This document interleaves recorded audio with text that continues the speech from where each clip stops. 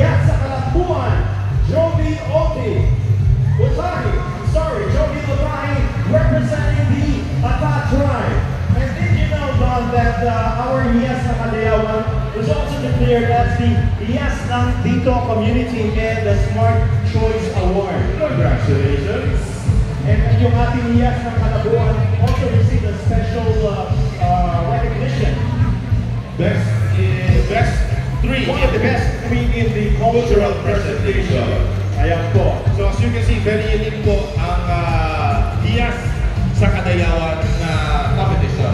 This is not just an ordinary beauty pageant, ladies and gentlemen. It's a tribal search for the most culturally grounded, proud, and knowledgeable women from the 11 tribes. They represent the 11 tribes, the 6 Moro tribes and the 5 Luman tribes. No bikinis. Eh, hindi siya yung usual na typical na pinapakanood ng mga beauty pageant. But these are brains, this is tradition, and this is showing the strength of the tribe that they represent. Kultura po talaga, rooted on Iyas sa Kadayawan.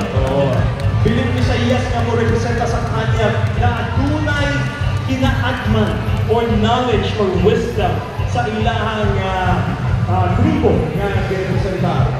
Basta nauma ko na doon. Okay? Gati ko lang practice atong karito. Hindi na ko makasugat po.